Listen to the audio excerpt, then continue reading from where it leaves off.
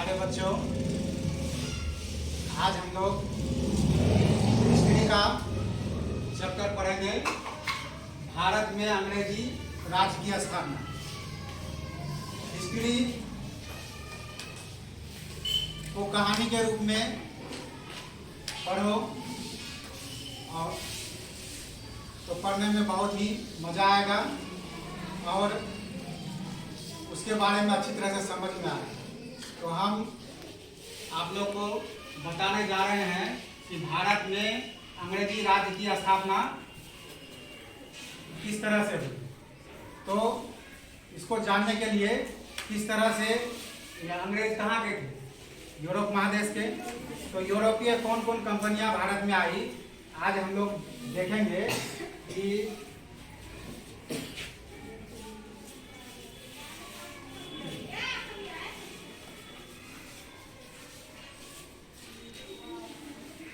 यूरोपीय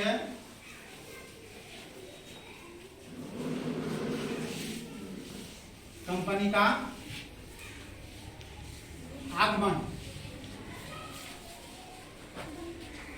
यूरोपीय कंपनी का आगमन। यूरोप क्या है? यूरोप एक महादेश है। क्या है? महादेश है। मान लेते हैं कि ये यूरोप महादेश है। इसमें अनेकों देश हैं, है ना? इसमें अनेकों देश हैं और एक दूसरे से वह कम से कम 3 ओर से जल से घिरा हुआ है। ठीक है। तो यूरोप में एक ऐसा दौर आया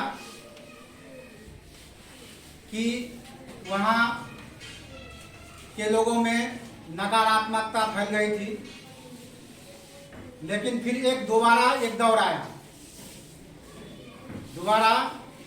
आया जिसमें लोग वहाँ के लोग पुनर्जागृत हुए, फिर से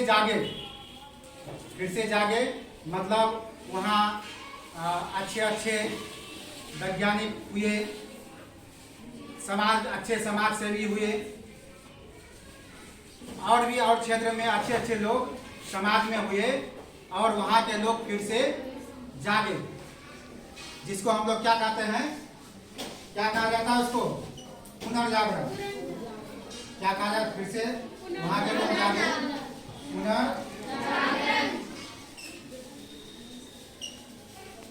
पुनर्जागरण। ठीक है। ये जागरण में वहाँ यूरोप में टेक्नोलॉजी का बहुत ज़्यादा विकास हुआ। मतलब नई मशीनें बनी वहाँ पर और यूरोप के देशों में अब क्या हुआ, फैक्ट्री स्थापित करने लगा। मतलब वहाँ कारखाने बनने लगे। कारखाना बना, नई मशीन जब आविष्कार हो गया तो क्या बना, कारखाना वहाँ पर स्थापित किया गया। ठीक है। अब जो है यूरोपीय देशों में कारखाना चलना शुरू हुआ। तो कारखाना चलाने के लिए क्या चाहिए? चलने के लिए उसका कच्चा माल चाहिए ना। अब जो एक समय ऐसा आया कि कच्चा माल जो है अब देशों को पर्याप्त मात्रा में नहीं मिलने लगा। तो कोई भी उद्योग को चलाने के लिए उसका कच्चा माल होना जरूरी है ना? तो कच्चा माल का कमी होने लगा। तब वहाँ के देशों ने नए क्षेत्र का खोज करने लगा। नए क्षेत्रों का खोज करना शुरू किया।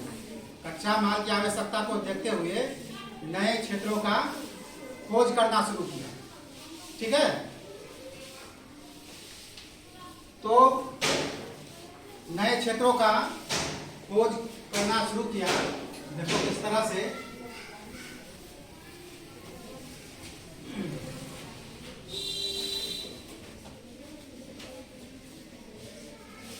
ये समझने के लिए हम वर्ग का बना रहे हैं कि मान लिए कितना महादेश है? 7 महादेश है ना।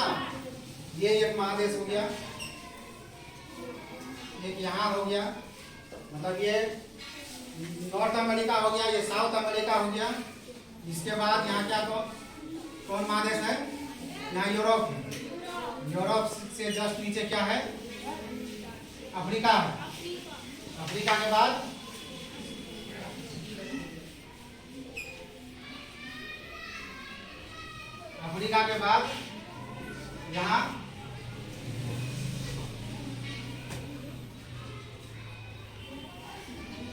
यहाँ पर मान लीजिए एशिया, ठीक है।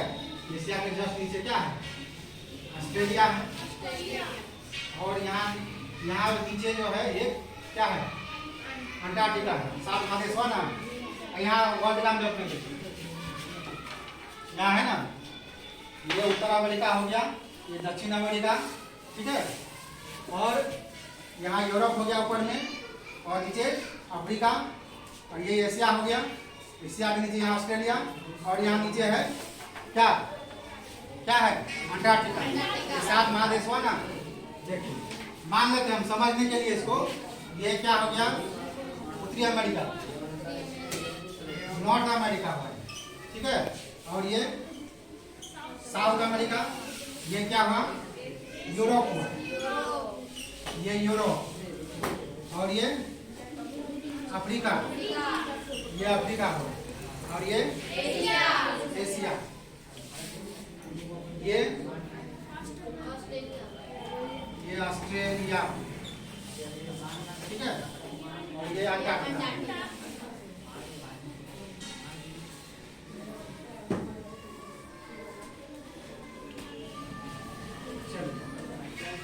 तो क्या कर रहे थे कि कच्चा माल की आवश्यकता को देखकर यूरोपीय देश जो है नए क्षेत्र का खोज करने का सोचा। तो नया क्षेत्र, तो क्योंकि ये जो है ये बीच वाला एरिया क्या है? ये समुद्र है, ये पानी का एरिया है जो हम खाली छोड़े हैं। क्या है ये? क्या है ये? देख रहे हो ना, ये जो है ये जो नीला वाला भाग है, ये क्या है? ये पानी है, महासागर, ठीक है। तो यूरोप में क्योंकि किसी को भेजेगा इस पानी में कोई क्षेत्र को खोजने के लिए, तो बहुत ज़्यादा पैसा का खर्च होगा। तो उसमें जो है यूरोप महादेश में 2 देश जो है सामने आए। कौन कौन? स्पेन और पुर्तगाल। कौन कौन आया? स्पेन और पुर्तगाल, ठीक है। यहाँ के राजा ने क्या किया कि एक आदमी को जो है खर्चा देके भेजा, जाओ तुम जो है इंडिया का खोज करो। इंडिया को खोजने के लिए जो है भेजा। तो ये जो है यहाँ से यूरोप से निकला, जानते हो पृथ्वी गोल है, यहाँ से निकला, वह कहाँ आ गया? यहाँ इंडिया नहीं आकर के ये कहाँ, कौन जगह पर आ गया? उत्तरी अमेरिका, नॉर्थ अमेरिका में आ गया, ठीक है, ठीक है। ये इसके उत्तरी अमेरिका के तटवर्ती क्षेत्र को आज भी वो सोचा कि ये इंडिया है, हम इंडिया को खोज लिए, लेकिन पहुंच गया कहाँ? अमेरिका पहुंच गया, उत्तरी अमेरिका। अभी भी इस क्षेत्र को, ये तटवर्ती इलाके को रेड इंडियन कहा जाता है। क्या जाता है? क्या कहा जाता है? रेड इंडियन, ठीक है। ये रेड इंडियन कहा जाता है। अमेरिका आ गया, कौन आदमी था वो? कौन आप भेजा था किसको? कैसे पढ़े? कोलंबस, कोलंबस ना कौन आया था यहाँ अमेरिका में, कौन गया? ठीक है, चलो अब फिर दूसरा आदमी को भेजता है, यही यूरोप से दूसरा आदमी फिर नए क्षेत्र की, इंडिया की खोज में वो निकलता है। अच्छा, ये जो है ये पानी वाला एरिया है, देख रहे हो ना, ये यस की आकृति का, समझे? यहीं पर है, इसी इलाके में एक है बरमुडा त्रिभुज, समझे? इसी इलाके में है कहीं। इसके बारे में जानते हो ना, बरमुडा त्रिभुज के बारे में? क्योंकि इस जगह पर जो भी आया, जो भी जहाज आया, समुद्री जहाज, इसमें डूब गया। ऐसा भी सुनने में आता है कि इसके ऊपर से भी कोई वायुयान जाता है तो इसमें गिर जाता है। ठीक है, और छोड़ो ये बरमुजा, इसी इलाके में, इसी मतलब समुद्री एरिया में बरमुरा त्रिभुज है। ठीक है, अच्छा छोड़ो। अब जो है दूसरा व्यक्ति फिर यहाँ से भेजा गया, कहाँ, किसकी खोज के लिए? इंडिया की खोज के लिए। वो क्या किया, यहाँ से निकला और जो है ऐसे होते हुए आते आते आते आते जो है वो यहाँ पर आकर के यहाँ मतलब अफ्रीका में आ गया। ये जो है दक्षिण अफ्रीका में आ गया। कौन आया था? कौन आया? कौन था ये? इसका नाम क्या था जी? इसका नाम था बार्थोलोमेव।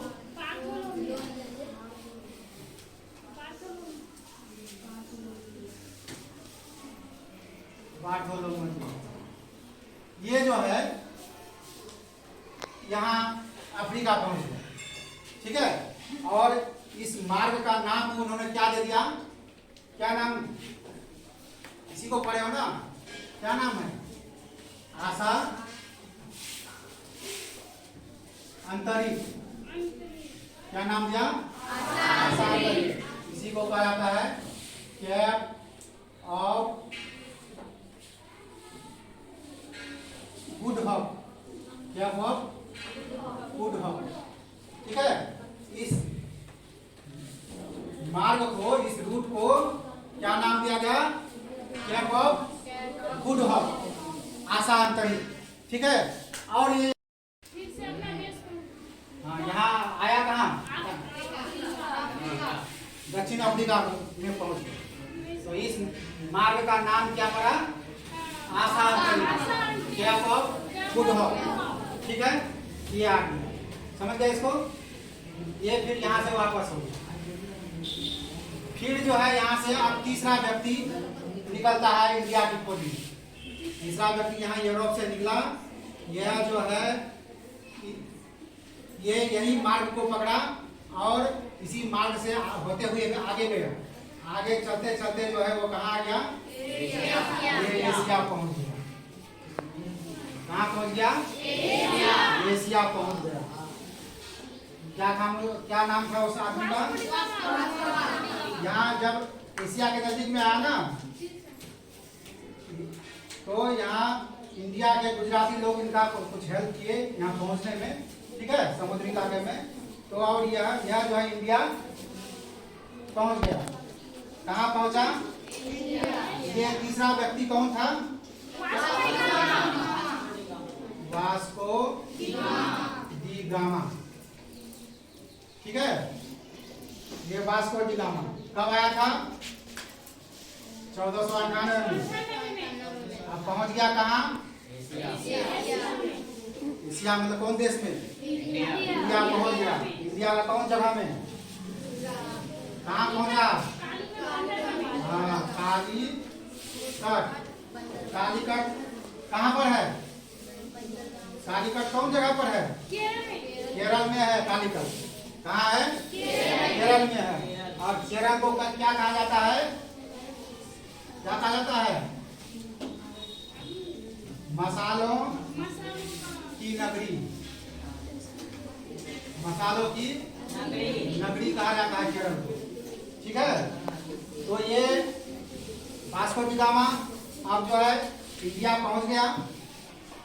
यहाँ पर वह जो है जिस जहाज से वो आया था, उस जहाज में पूरा जहाज में सामान भर दिया। ठीक है, वो पूरा सामान भर करके लेके चला गया अपना देश। ठीक है, वहाँ जो भेजा, वहाँ जाके जो उसको बेचा उस सामान को, तो उसको 60 गुना मुनाफा हुआ। कितना गुना मुनाफा हुआ? 60 गुना मुनाफा हुआ। ठीक है, तो वास्को डी गामा क्या किया? भारत जाने का जो है रूट खोज निकाला। भारत हम कैसे जाएंगे समुद्री रास्ते से, उसका रूट खोज निकाला। वो तो क्या कहते हैं कि भारत को वास्को डी गामा खोजा। यह कहना गलत होगा। ठीक है, क्या किया वास्को डी गामा? भारत आने का, यूरोप से भारत आने का एक रूट खोजा, एक जो है मार्ग खोजा। समझे? ये कहना गलत हो जाएगा कि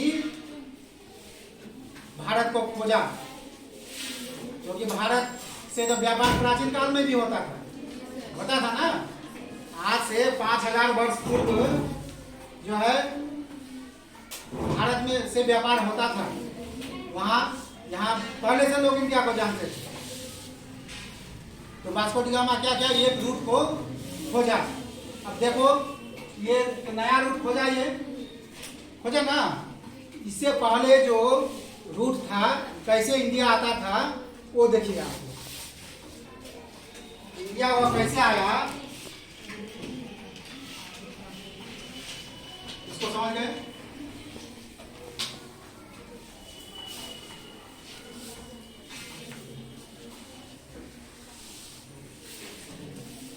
मान लीजिए कि यह यूरोप महादेश है, तो उसके नीचे क्या है? अफ्रीका है। अफ्रीका है ना। ये है कौन महादेश? यूरोप। और ये अफ्रीका है। ठीक है। ये जो है पानी वाला एरिया है। ये यहाँ पर कौन सागर है? भूमध्य सागर। भूमध्य सागर। ठीक है। और भूमध्य सागर के बाद यहीं से सटे हुए एक जो है यहाँ ये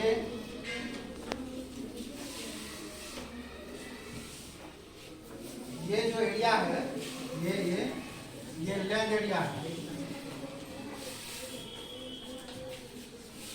लैंड एरिया मतलब जमीनी भाग।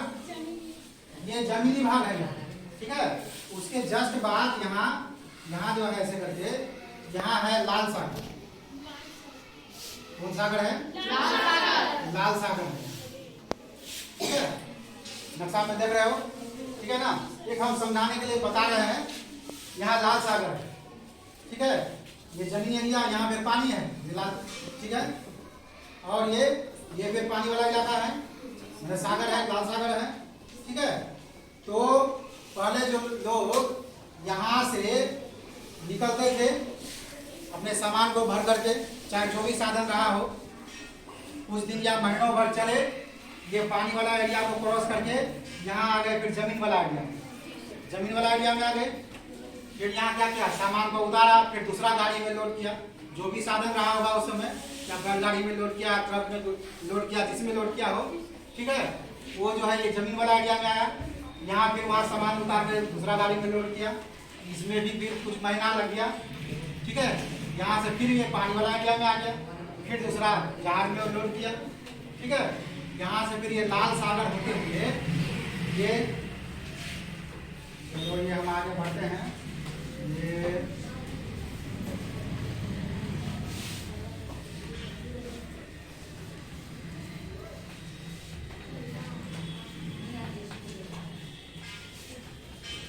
चलो मान लीजिए इंडिया है, ये एशिया का एरिया है। मान लीजिए ऊपर एशिया महादेश है ना। ठीक है। यहाँ ऊपर एशिया है, तो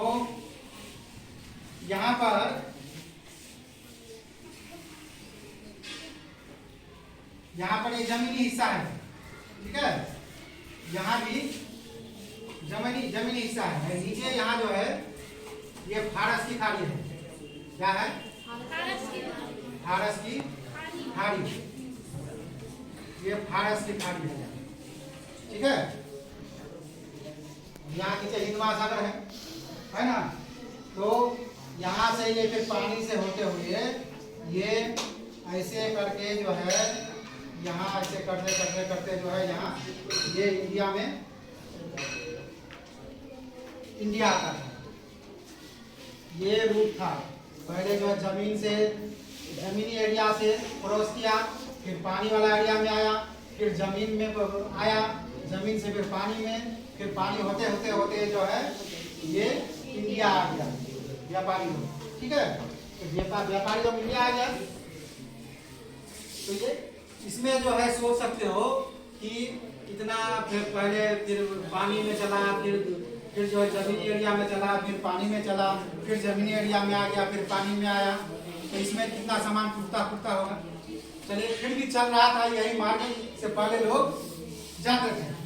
ठीक है, अब क्या हुआ कि ये लाल सागर ये एरिया है ना, ये एरिया में इस एरिया में डेनिश के व्यापारियों का एकाधिकार हो गया इस इलाके में। इस पानी वाला इलाका में जो है क्या कर दिया, डेनिश वाले इलाके का एकाधिकार हो। डेनिश व्यापारी कहाँ का था, डेनिश व्यापारी कहाँ का था, इटली का था। ठीक है, इटली का था। उसके बाद ये जो एरिया है समुद्री एरिया, ये इसमें जो है कौन एकाधिकार कर लिया था, इसमें एकाधिकार कर लिया था तुर्की और अरबी। ठीक है, यहाँ पर ये एकाधिकार कर लिया वेनिस वाले, और यहाँ इस एरिया में कौन एकाधिकार कर लिया अपना, और क्या, तुर्की और अरबी एकाधिकार कर लिया। ठीक है, अब जो है अन्य देशों को आना मुश्किल हो गया, तो यहाँ कब्जा कर लिया, यहाँ जगह कब्जा। अब इस रूट से आने किसी को नहीं देखा था, वही लोग व्यापार करता था। ठीक है, तब ना जाके कहा कि नया रूट का खोज करो, तब वास्को डी गामा नया रूट का खोज किया। ठीक है, चलिए वास्को डी गामा आ गया इंडिया में। कहाँ का था वास्को डी गामा, पुर्तगाल का। कहाँ का था, पुर्तगाल का। Vasco D gamma. ठीक है, कब आया,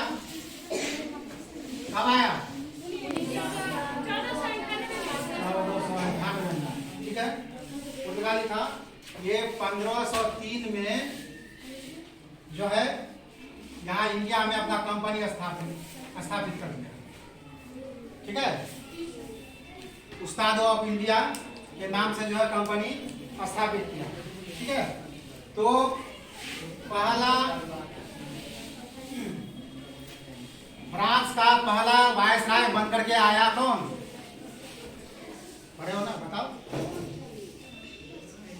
फ्रांस का पहला वायसराय बन के कौन आया था, फ्रांसिस्को डी अल्मीडा। कौन आया, फ्रांसिस्को डी अल्मीडा। तो पहला गवर्नर कौन आया, अल्मीडा आया। ठीक है, तो इन्होंने क्या किया, इन्होंने समुद्री इलाके को सेव किया। जैसे उधर घेर दिया था ना, कोई आके कब्जा कर लेगा, तो समुद्री इलाके को ये सेव किया। मतलब ये कौन नीति अपनाया, शांत जल की नीति, शांत जल की नीति, ब्लू वाटर पॉलिसी। इन्होंने क्या किया, ब्लू वाटर पॉलिसी अपनाया। मतलब जितना जो समुद्री एरिया था जाने का, उसको वह सेव किया। मतलब वहाँ अपना सेना लगा दिया। ठीक है, कि कोई अन्य देश जो है आकर के यहाँ नहीं घुसे, इंडिया में नहीं जा सकते। ठीक है, उसके बाद यही किया, ये हिंद महासागर में भी अपना कब्जा जमा लिया, सागर में अपना कब्जा जमा लिया, सेव कर दिया उसको। ठीक है, उसके बाद दूसरा वायसराय कौन आया, दूसरा कौन आया,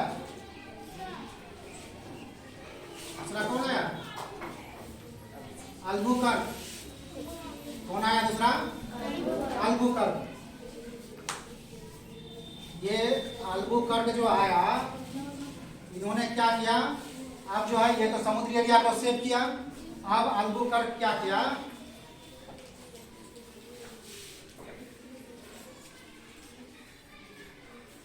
ये जो है गोवा का, यहाँ गोवा है, ये गोवा को अपना कब्जा में ले लिया। ठीक है, क्या किया ये गोवा को अपना कब्जा में ले लिया। ठीक है, उसके बाद क्या किया, ये एक नंबर ये हो। दूसरा जो है ये बहुत काम किया है, ये सती प्रथा को वहां समाप्त कर दिया। क्यों किया?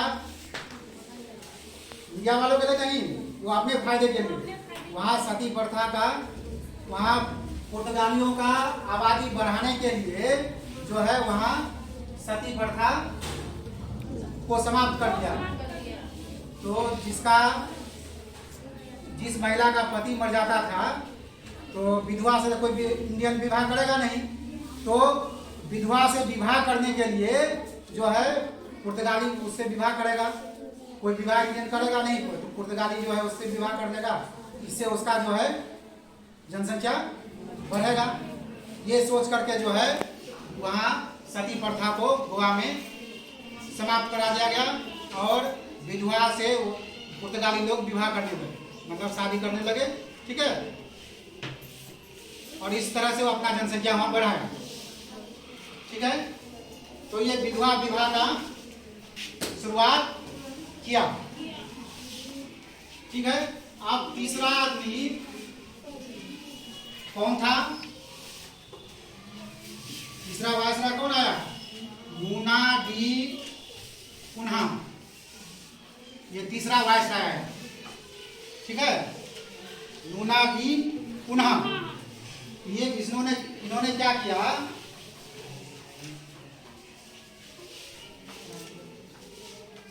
इन्होंने गोवा को अपनी राजधानी बनाया।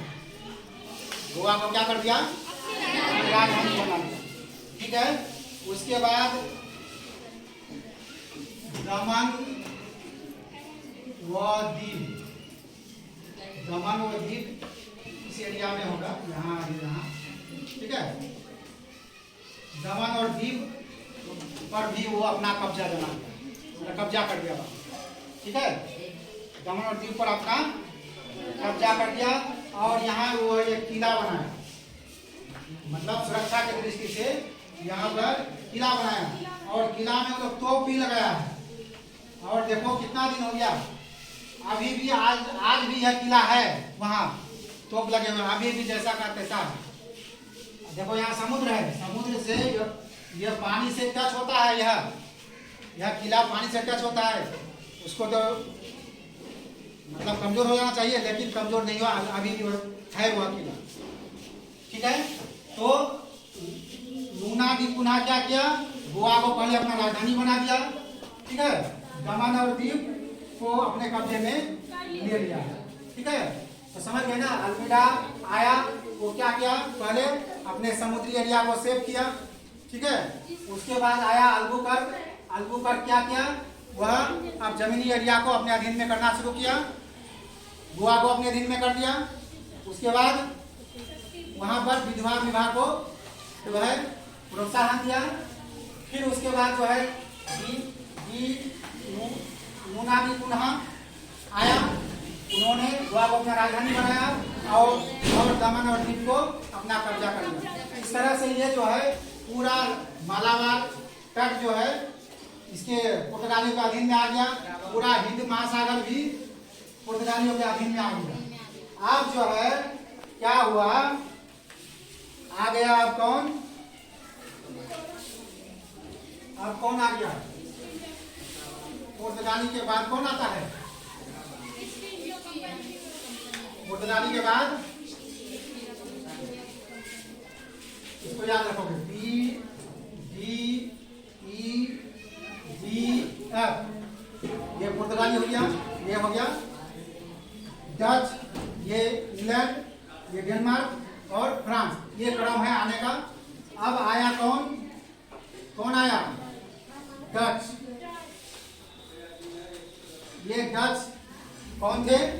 ये स्पेन का गुलाम था और हाल ही में जो है वह क्या कहता है आज़ाद हुआ था, उसके चुंगल से आज़ाद हुआ था। तो यह भी जो है चाह रहा था कि हम विकास करें, तो वह भी नए क्षेत्र की खोज में था व्यापार करने के लिए। तो उसके पीछे पीछे इंडिया में अब डच का भी प्रवेश हो गया, डच लोगों का। अब क्या हुआ, डच जैसे आया यह इस पर हावी हो गया, पुर्तगालियों पर क्या हो गया, हावी हो गया। हावी कैसे हुआ, ये जो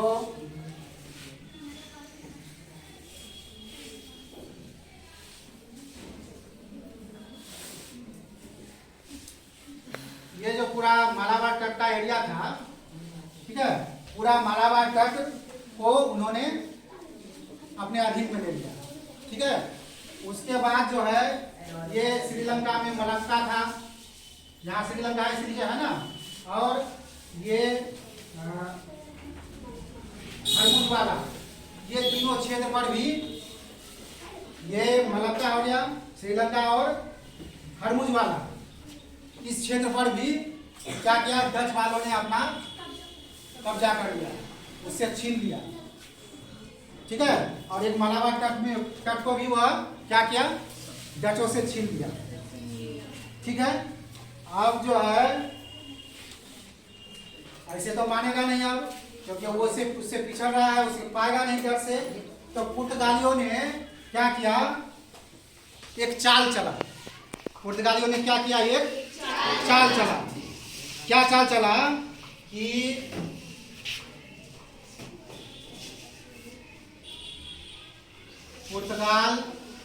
पुर्तगाल की राजकुमारी, जिसका नाम था कैथरीन, पुर्तगाल की राजकुमारी कैथरीन, और ब्रिटेन का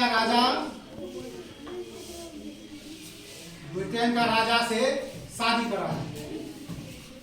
पुर्तगाल का राजकुमारी से, कैथरीन से किसका क्या, ब्रिटेन के राजा से शादी करा। और देखो इंटरेस्टिंग बात, और दहेज में क्या दिया, ये जो है यहाँ बम्बई है, बम्बई को दहेज में दे दिया, बम्बई को क्या किया, दहेज में दिया बम्बई को। अब देखो है वो लोग यूरोप में, और भारत का एरिया को दहेज में देता है, कितना शर्मनाक बात है। तो वो चाल चला कि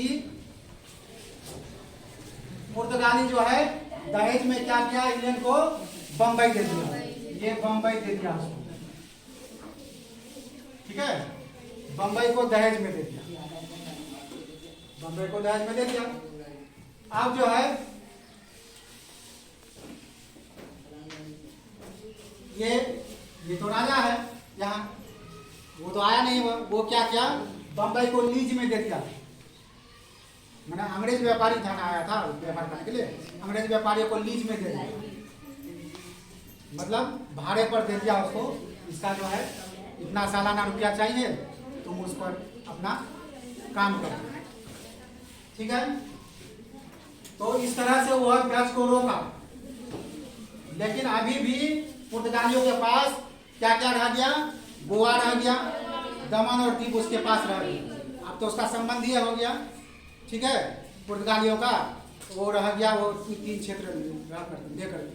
अब जो है ये डच और अंग्रेज, इन दोनों के बीच अब संघर्ष शुरू हो, इन दोनों के बीच क्या हो गया, संघर्ष शुरू हो गया, ठीक है। मतलब दोनों के बीच संघर्ष शुरू हुआ, और संघर्ष में ये जो है अंग्रेज इसको पछाड़ दिया, क्या किया, डच को पछाड़ दिया। हालांकि ये भी बहुत ताकतवर था, ये चाहता तो इसको, लेकिन डच का पहले से मलेशिया पर अधिकार था, क्योंकि मसाला उसको वहां से मिलता था, मसाला वहां भी बहुत मिलता था, मसाला वहां मलेशिया से उसको मिलता था। उतना इंटरेस्ट डच वाले ने नहीं दिया। तो भागने का एक कारण और बताया जाता है कि डच वाला जो था वो कौन था, सरकारी था, सरकारी कंपनी था, ठीक है। लेकिन अंग्रेज व्यापारी क्या था, प्राइवेट था, अंग्रेज व्यापारी प्राइवेट था। सरकारी जानते हो ना, सरकारी वाला जो है वो थोड़ा काम लेजी करता है। आप भी देखते नहीं हो, जो सरकारी नौकरी में है वो सोचता है कि हमको काम नौकरी सरकारी नौकरी मिलने से काम करना नहीं होगा। क्या देखते हो ना, बैठे भी रहेंगे तो हमको वेतन मिलेगा, लेकिन प्राइवेट में तो ऐसा नहीं है, पूरा चुआ करके जो है काम करा करके तब पैसा देगा। वो भी जितना जितना पैसा उनका बनता है उतना नहीं कम देता है, समझे। तो ऐसा ही रहा होगा उस समय भी। ये था क्या, डच वाले वहाँ का कंपनी सरकारी था या परमिशन में देरी मिला होगा, तो ये धीरे धीरे जो है इंडिया छोड़ करके डच जो है चला गया। अब जो है अंग्रेजों का इंडिया में एकाधिकार हो गया। ये पूरे इंडिया में अंग्रेजों का क्या हो गया, कब्जा हो गया। समझ में आ गया ना। तो याद रखोगे ना, यही क्रम है, ये क्रम है यूरोपीय कंपनी का आने का। सबसे पहले कौन आया, कौन आया, ये पुर्तगाल, उसके बाद डच, उसके बाद अंग्रेज, इंग्लैंड, ये डी क्या हुआ फिर, उसके बाद डेनमार्क और ये फ्रांस। ये क्रम है जो इंडिया में आया व्यापार करने के लिए। ठीक है, ये समझ में आ गया। चलिए इससे आगे दूसरे दिन बताते हैं।